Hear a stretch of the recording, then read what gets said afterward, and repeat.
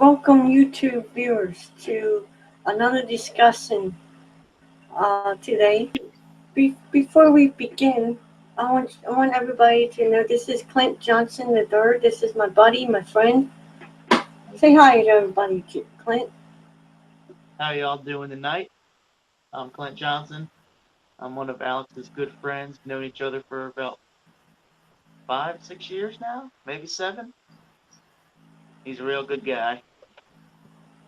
So, Clint, before we talk about kidney disease and whatnot, I know that you've been making some I want to do a little bit of advertisement for you tonight. Are you working on any new songs? I did actually just write one several weeks ago called Revival. You know, I was going through a rough time. Got out of church for a minute. Started going down the wrong path, but then I was faced with the choice of quit drinking or be homeless, basically. I chose to quit drinking, and me and my wife started looking for another church. And I was on the way home one day from I play with a gospel group called Shepherd's Grass, and I was on the way home one night, and God just said, "You need a Bible." He gave me a chorus. Said, "God, I need a revival. I need to open up my Bible, read through every word, and let your voice be heard. God, I'm down here on my knees, and Lord, I'm begging you, please, open up my eyes to see your work in my life. I need a revival." He gave me that chorus, and I went home and sat down and started writing a song.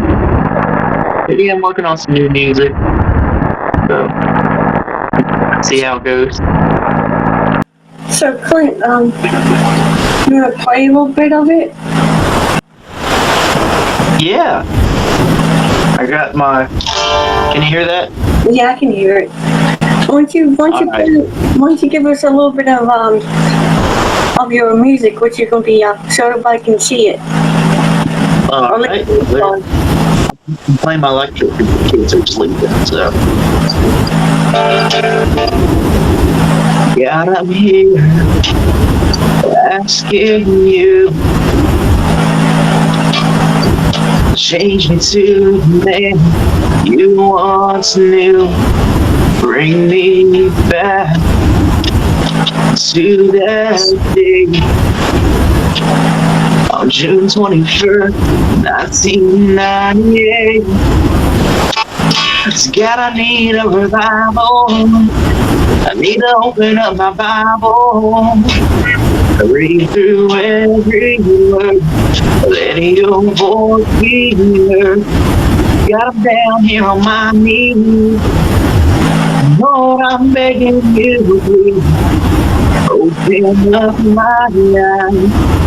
Need your work in my life. Need a revival. A little preview of it.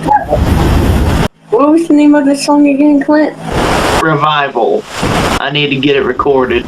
I'm gonna hit you up sometime, Alex. I'll have to do something. I know you can make it happen.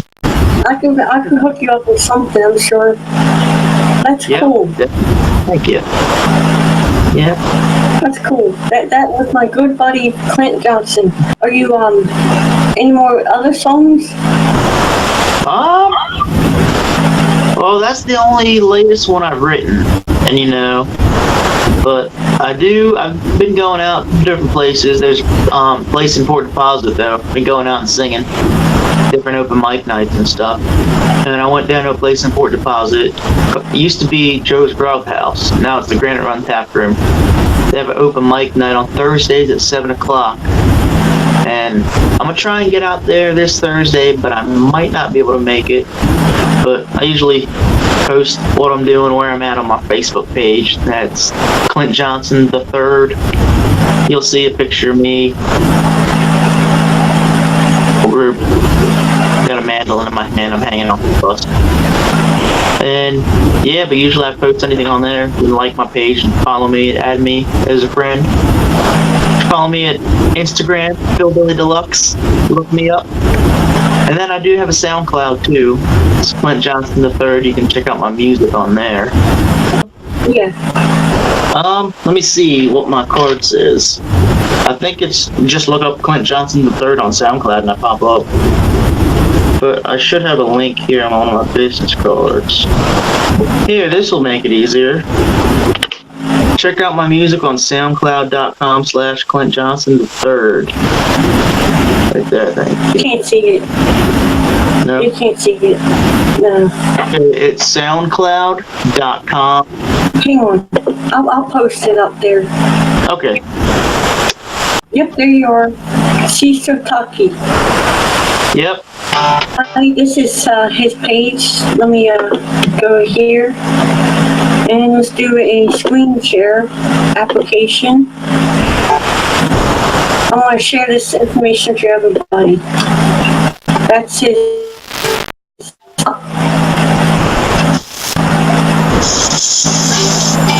Wow. Come up, Clint. Yeah, that's me. That's his information. You can go there. It's soundcloud.com/Clint-Johnson/ am I right? /3. Yep.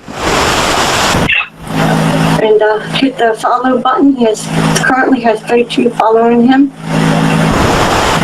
And but he needs more people to help him out. So if everybody can just hit him up, that'd be greatly appreciated.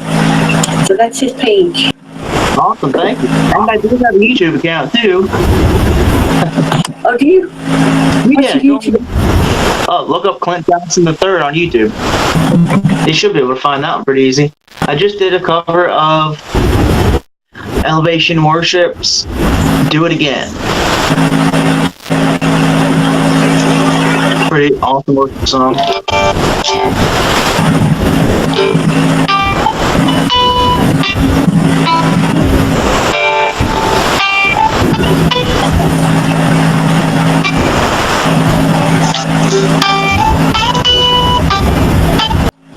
So let's share that. I'm going to share that too to everybody. Y'all can subscribe to me. I'd appreciate it. I was in the favor to figure out how to do it. I just upload videos most of the time. Hey, look at me. Like me. Yeah, I just did that Do It Again Elevation Worship. And of course, the lead singer of Linkin Park died a few days ago, maybe last week. I did a tribute to him. And there's a song called Finish to the Heartache, one of my favorite songs. But there's a bunch on there. I want to check it out, show some love.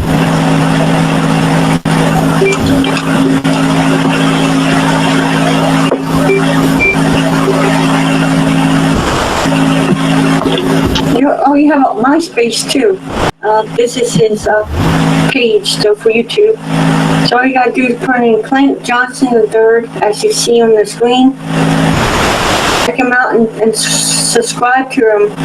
He'll greatly appreciate it. Let's get off. Oh, I'm back on air here. So that's my buddy Clint Johnson, everybody. So I like to do a little bit of advertising for him. So hey everybody, I'm gonna share this with you. Clint doesn't mind if I do. Elevation Worship. You there, Clint? Yeah, I'm here. What, are you gonna play it while I'm on here? You play. You go ahead. You do it. You play us a little clip of that. Walking around these walls, I thought by now they'd fall, but you have never failed me yet.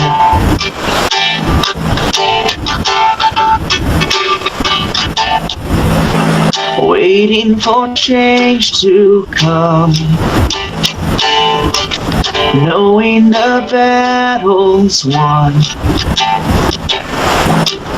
For you have never failed me yet.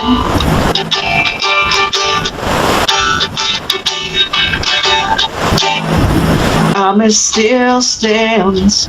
Great is your faithfulness, your faithfulness. I'm still in your hands. This is my confidence. You've never failed me yet. There's a little preview of that. Beautiful song, Elvis Marshall. And I'll tell you, that chorus, in the end, it just gets you. It's a beautiful song, but go ahead and check it out. Alright, so that's my good friend Clint Johnson III. Look him up on YouTube and Facebook. And one more time, let's give a shout out to him, Clint Johnson III. Well, thank you, Alex. Alright, so now you, Alex. Oh, me, okay, alright. So, for those who don't know, I'm Alex Wickham. Let me go back to my friend, good friend Clint. Okay. This is Alex. And so, Alex, tell us a little about yourself. I'm having like difficulty. I don't know what's going on. I'm having difficulty. Like, can you see me good? Yeah, I see you. Like, you were muffled there for a minute. So what was the question? I said, tell me a little bit about yourself. Well, I'm Alex Wickham. I'm currently had a kidney transplant back in July 2013. I am 30 years old. I was on dialysis for 3 years. So, there's a little bit about me. That's enough about me, actually. It's a lot, isn't it? Yeah. That's a lot. That's a lot to deal with. So how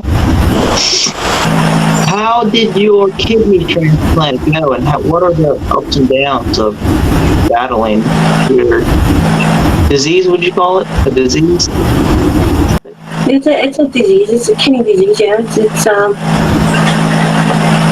It's very tough. Really, it's very tough to battle, but you gotta deal with it. Well, once you get a kidney transplant, though, you feel so much better. It's like you're having a brand new life back. It's like having your life all back again. Yeah. So how did you feel? How was your health? How was your symptoms and stuff? How did you feel before you had the symptoms? How were you dealing with that then? How did I feel before the kidney transplant? Yeah. How did you deal with everyday life? What did you go through on a daily basis? Oh, that's a good question. Well, I felt really tired and horrible. My blood pressure was through the roof. I was on medication, on lots of medication rather, to treat my blood pressure, to treat my dialysis. Mm-hmm. To treat my disease. It was kind of rough, really rough.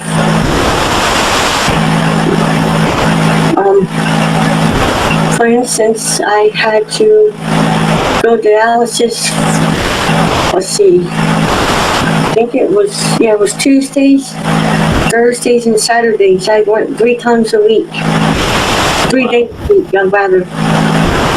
For 3 hours and 15 minutes. I had to sit on a machine, and I can throw up a picture while I'm talking to you guys of what the machine would look like. It was a. Let's see if I can throw this picture up to you guys. While I'm doing that, Clint, go back to you. Tell.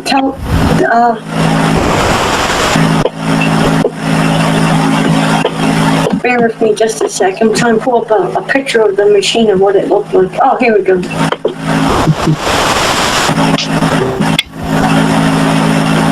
This is sort of what it looks like Dallas's.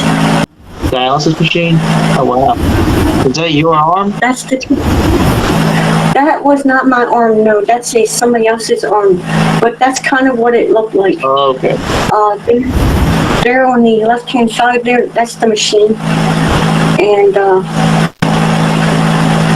it looks like they have a fistula. They're using a fistula, which is your vein, in which they use a vein in your artery. Oh, okay.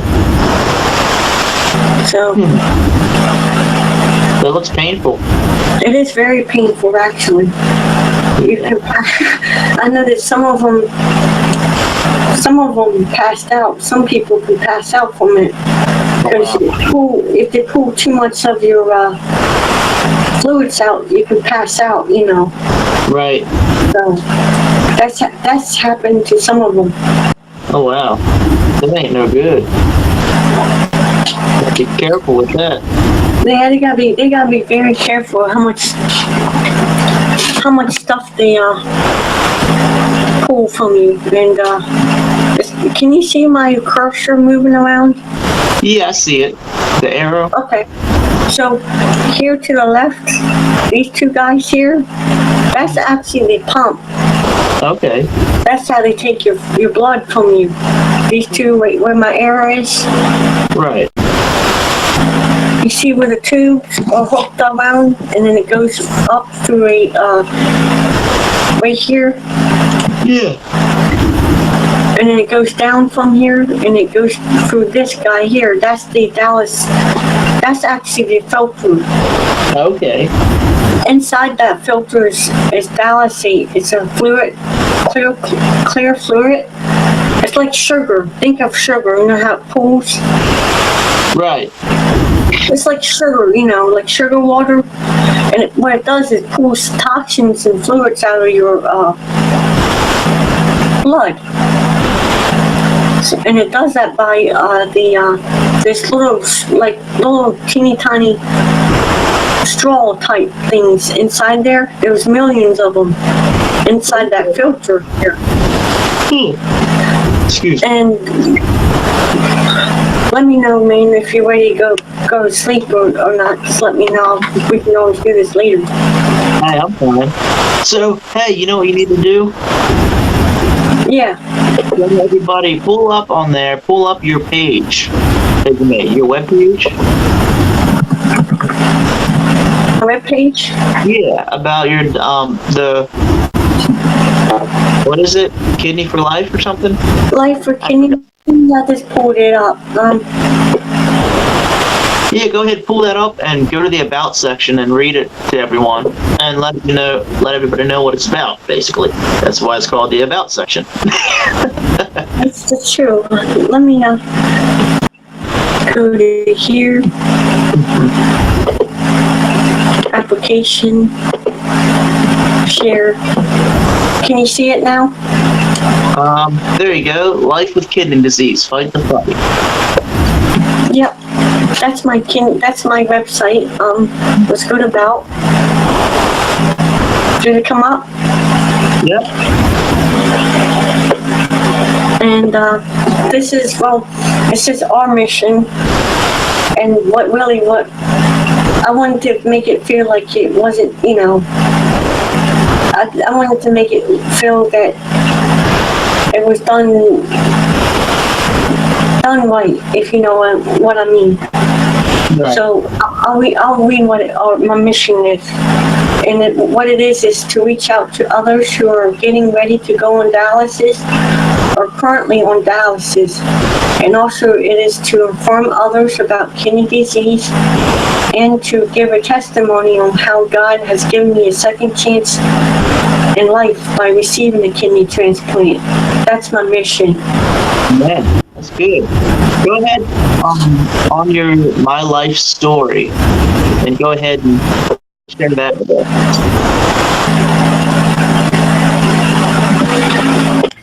Okay, well, let's go ahead and read your story, what you're about, and Yep. Here we go.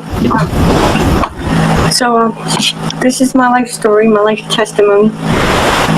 So, when I was a little child, I was taken out of my home at the age of 6 years old and placed in foster care, where I went through a lot of foster homes. Finally, at the age of 10 years old, I was introduced to a foster family who promised me that they would adopt me into their home. But things started to turn from good to bad within a year of staying with the family. As time went on, I was introduced to a private Christian school named Lighthouse Christian Academy. As I attended the school, I was a troubled child and would not focus on schoolwork, but instead would walk the hallways of the school and talk to my friend Caleb Phillips. that's good. For those who don't know, Clint knows who I'm talking about. Caleb was Caleb, right? Right, let's go. So, but by the faith of God, I was introduced to a teacher who would lead me to the Lord at the age of 11 years old. Amen. At this time of my life, things at home were turning from worse, and I would have to eventually move from their home. I was very troubled in my heart and didn't know what to do, and started to get into a lot of trouble with my behavior at school. But one day while I was in school, I was introduced to a school nurse named Marie Wickham. That's my mom now. I was still having problems at school and would have to move from the private school into a public school. That would help me with my education and behavioral problems at school. At the age of 14 years old, I was adopted into the Wickham family. As time went on in my life, I became more focused on the Lord instead of myself, and would rededicate my life to Christ at the age of 15 years old. At the age of 18 years old, I graduated from Rising Sun High School and start working at Martin's Food Markets. That's in Rising Sun for those who don't know. I would eventually move from Martin's Food Markets into a full-time job at Saks Fifth Avenue. My lifestyle at home was really good, I thought, until one day while I was at an event with the church, when I received a phone call from my mom stating that things with my mom and dad were turning for the worse. My mom would tell me not to worry about them, instead to focus on the ministry trip that I was on with the church. Finally, one night at home, my mom and dad would tell me that things between them was not working out for them, and I would eventually lead them. I'm sorry. Let me reread that. Finally, one night at home, my mom and dad would tell me that things between them was not working out for them, and would eventually lead them to a divorce. At the age of 22 years old, I was very heartbroken over my mom and dad, and I didn't know exactly what to do. Instead of acting out in anger, I would pray for my mom and dad and would ask God to guide them into His will and not theirs. But as time moved on, my mom and I would move from our house located in Port Deposit, Maryland, into a winter house, which is located in Havre de Grace, Maryland. At the age of 22 years old, I received a checkup from my doctor, and when the blood work came back from the doctor's office, I received some really bad news that would change my life forever. I would find out from my doctor that I had kidney disease. This news was very scary for me, and I began to question God, and I asked Him why He allowed me to have kidney disease. He didn't reveal his plan to me, and I was in and out of the hospital for a while because of my kidney disease. It's very tough on your body. Yeah. On June 10th, 2010, at the age of 23 years old, I would undergo PD dialysis and would eventually switch from PD to hemodialysis. I began to get tired and depressed of dialysis and would tell my mom that I was tired and depressed of dialysis. She began to get really worried about me and began to pray that God would watch over me and would pray that God would give me a new kidney. At the age of 26 years old, on July 8th, 2013, I received a phone call from Johns Hopkins transplant team. They would inform me that there was a living donor willing to donate his kidney to me. On July 23rd of 2013, I received a kidney transplant from a very special person whose name is Jim Chickchop. It's hard to pronounce his last name. It's okay. But sorry about that, everybody. You're a new kidney. Great. He is 32 years old and lives in Virginia.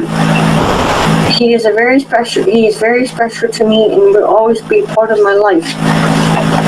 Jim told me when I was introduced to him why he decided to donate his kidney to me. He would tell me that as he grew up, he saw someone of his family struggling with some illness, and his boss was a kidney recipient who would help him with the research on the kidney donation. Let me back up. Basically, what I'm saying there is his boss helped him on the research about kidney donation. That's right. What I was trying to tell you guys there. Let's see here. As he studied, he would also learn that many people would die while waiting for a kidney transplant. This really touched his heart and would prepare him over the next 4 years to get ready for the kidney donation. God has truly revealed that He will never leave me and will always take care of all things in my life. And He does have a special plan for my life. As today, I'm looking forward to seeing what God has in store for me in the future. So that's my life testimony there. I read from my kidney disease website. So what have you learned from all your experience going through all your struggles and everything that you've gone through with your kidney disease, and how do you look at life now after you've gotten the kidney transplant? How did it change your view on life? Totally different, Clint. Before I got my kidney transplant, I was non-compliant, meaning I didn't go to dialysis when I was supposed to. I didn't take my medicine when I was supposed to. It's totally different from then now. Okay, Alex, what is FSGS? Tell everybody what that is. Well, FSGS is, it's a long word for focal segmental, I can't say the... Is symmetrical? Focal segmental, GLOMERULOS, psychosis. I'll post, what I'll do, everybody, is I'll shoot you the link so you can see what I'm talking about. Good idea. Bring the link up and I'll try and enunciate it. Did you just skipped on that? Skipped on what? You do that on purpose. Focal glomerular sclerosis. Yeah, I can't even say it either. Focal segmental glomerulosclerosis. Yeah, That is hard. See, that's what I'm saying. It's hard to pronounce. I think I know what you need to do. What's that? You need to Google it. You need to Google it and have Google say it for us. Yeah, that's a good thing. Let's have Google say it first. Maybe ask Google how to pronounce it.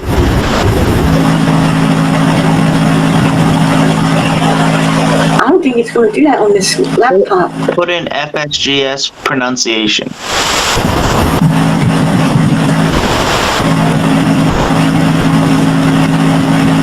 PR, and there you go.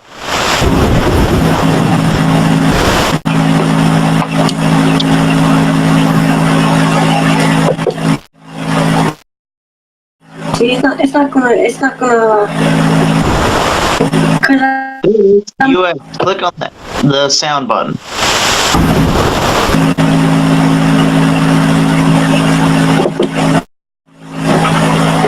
You still there? Yeah, I'm here. Click on the US button right there, the red one, the sound button. Alright, everybody.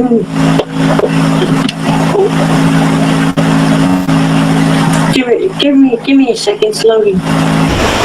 See, so you having fun? Focal segmental glomerulosclerosis. Okay, do it one more time. Focal segmental glomerulosclerosis. Focal segmental glomerulosclerosis. Hey, I think I think you got it. That was too close. Focal segmental glomerulosclerosis. Yeah, all right. So that's what that's my disease.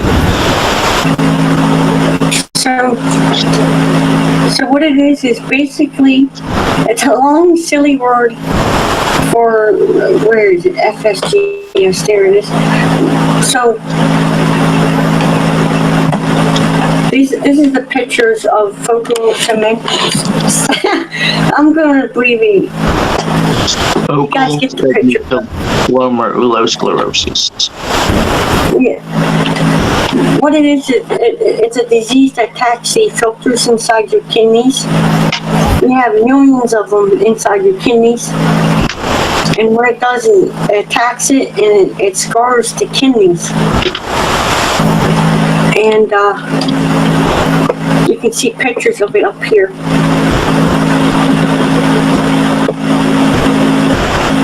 See, that's a kidney filter infected with the disease. And then we have different types of it. There's tons of it out there. And that's healthy tissue. See right there, Clint? Mm-hmm. And then that's infected filter. See how it's scarred? Wow. It's scarred up in there. Yeah, that's what it does. So I'll read this to you guys.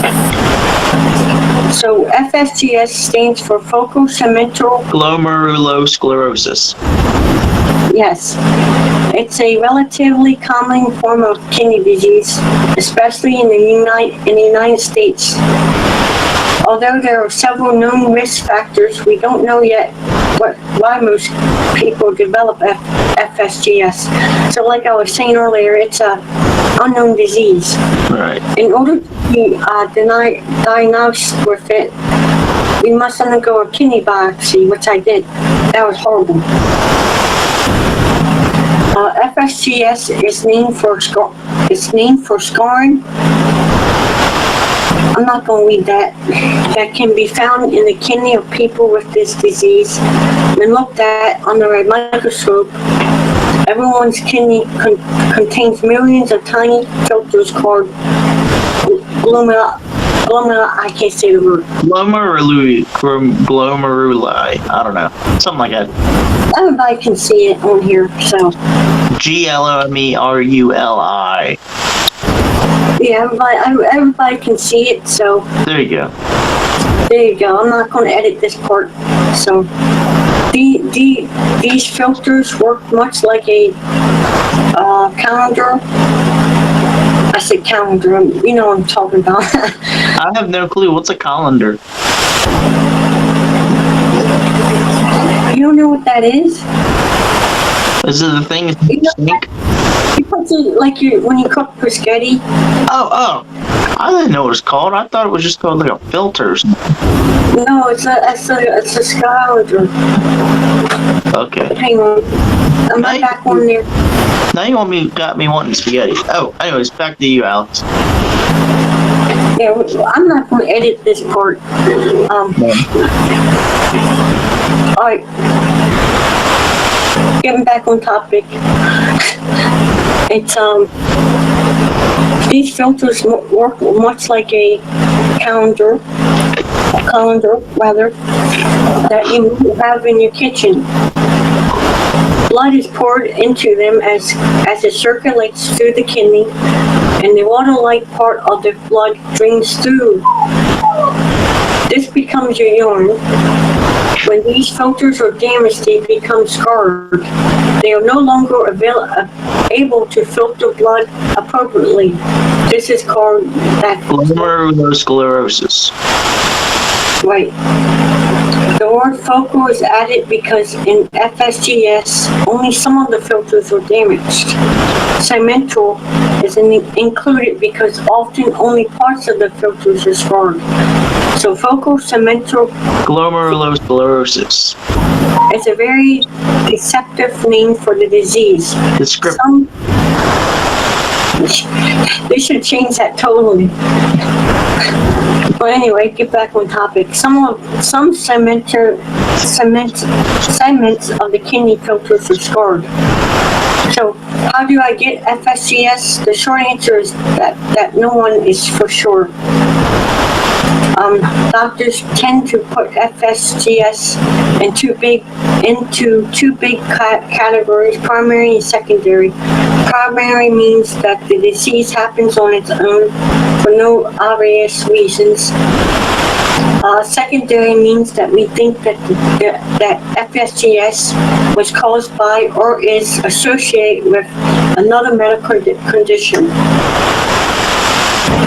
So how the other condition caused the FSGS scarring has not been completely figured out for all diseases. So let's go down. Everybody can read what this is saying, so I'll go down. Those people with the above conditions do not have FSGS.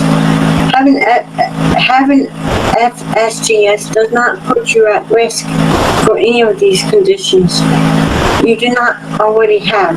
However, having family members with FSGS does not increase your chances of development it yourself. So what are the symptoms of FSGS? Well, there's no symptoms really at all. I can tell you that for sure because let me go back to myself here. Hang on. I can tell you that because there is no symptoms with FSGS. It like I was saying, it's an unknown disease. It affects your filters inside your kidneys. And the only way to tell that you have the disease is by a kidney biopsy. And there's no symptoms. It just happens. So that's what FSGS is. It's basically an unknown disease that affects your millions of parts of your filters in your kidneys, and eventually you will have to go on dialysis because of it. So,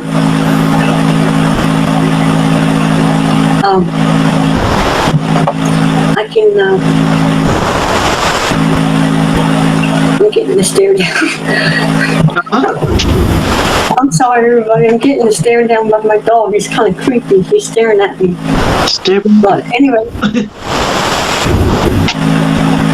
he's staring at me. He's giving me a stare down. But anyway.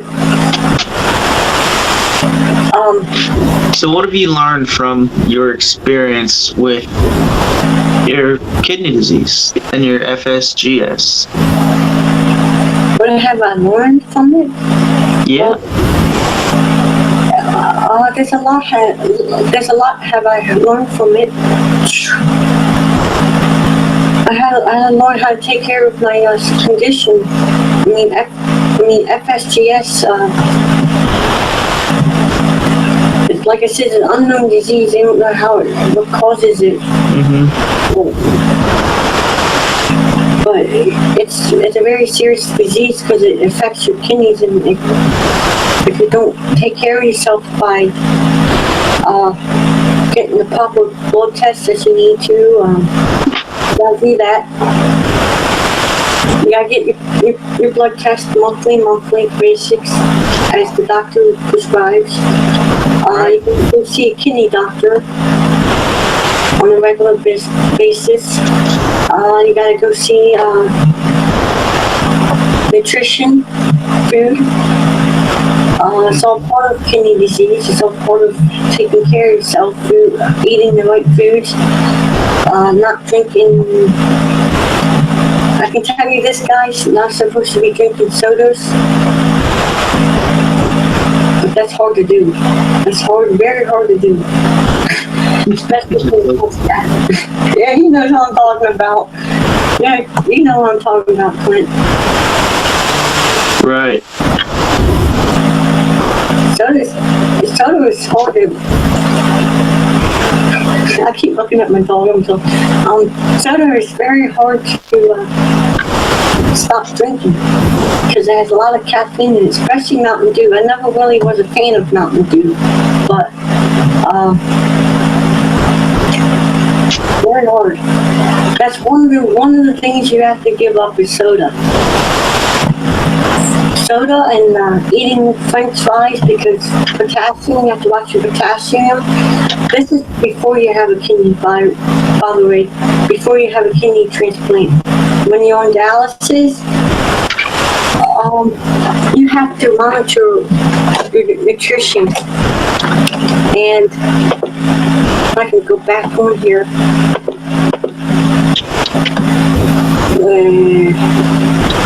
Let me see. Bear with me, guys, just a minute. Share this page. Did it come up, Clint? There you go. Okay, so I'm going to share this with you guys. The dietitian guidelines for hemodialysis. I'll just basically read this over. So this is what you need to do. So if you're anybody out there, by the way, you can go to this website. It's called www.kdiseases.com and click under nutrition. So you would need to do the following if you're on hemodialysis. PD's a little different. I can get that for you in a minute. But you need to eat more high protein foods. Eat less high salt, stuff that has high potassium, high phosphorus foods. You need to stay away from that. You need to learn, like I said earlier, how much fluid you can safely drink. Salt and sodium. Use less salt and eat fewer salty foods. This may help control blood pressure and reduce weight gains between dialysis sessions. Use herbs, spices, and low salt flavors in place of salt. So what that means is stay away from salt altogether while you're on dialysis, because salt can raise your blood pressure, which is very dangerous. You want to, like I said, avoid salty foods. Meats. Let's go to meats. Meats and protein. People on dialysis need to eat more protein. Protein can help maintain blood protein levels and improve health. Eat high protein foods, meat, fish, pork, eggs at every meal, or about 8 to 10 ounces of high protein foods every day. The reason being, Clint, is because when you're on dialysis, it pulls a lot of that out of your blood, protein. So you gotta eat more protein while you're on dialysis.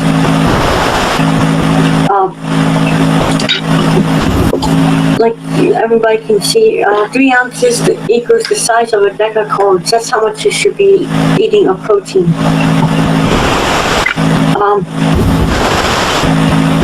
Let's go down to grains and cereals. This is kind of a short topic as well.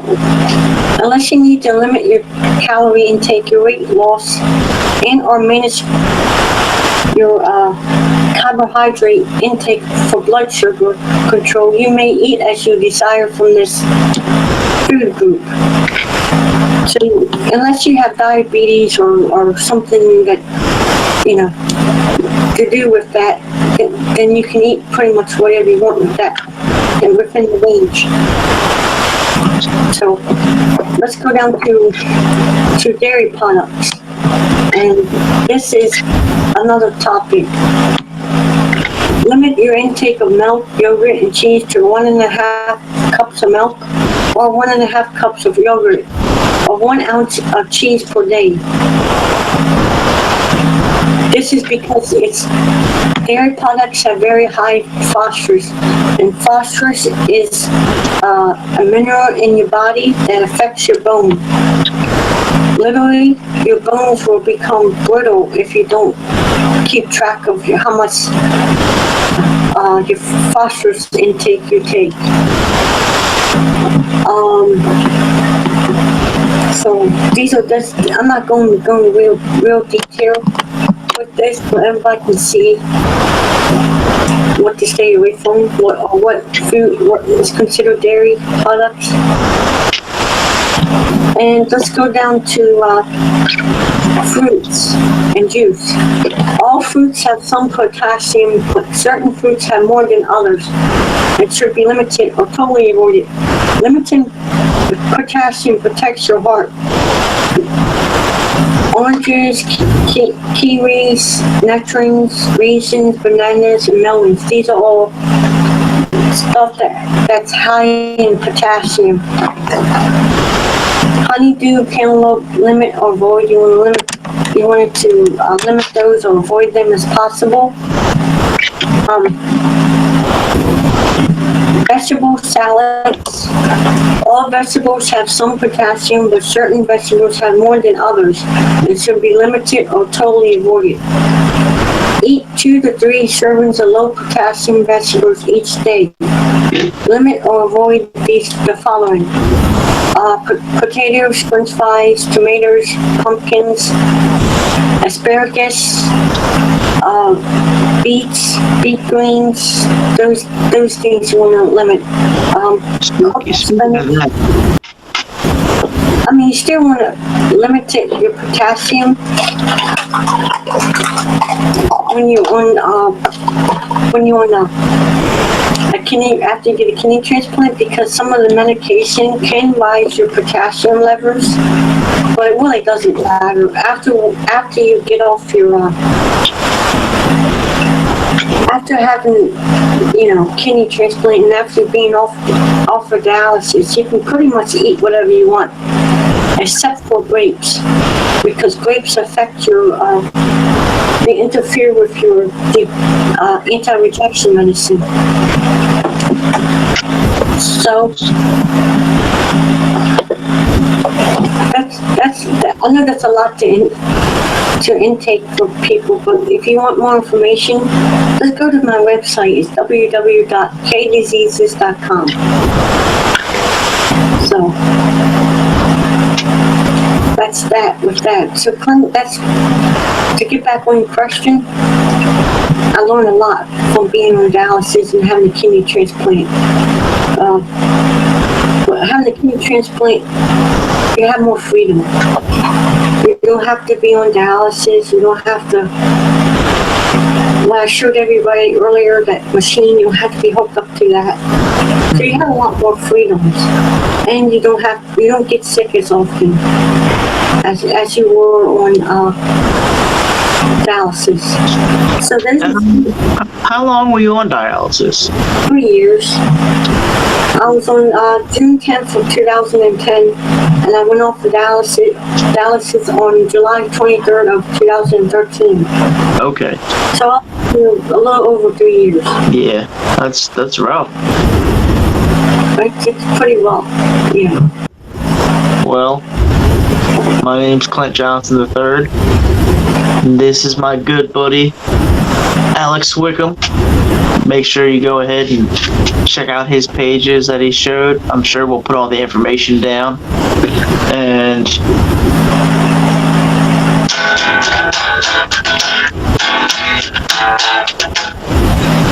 peace.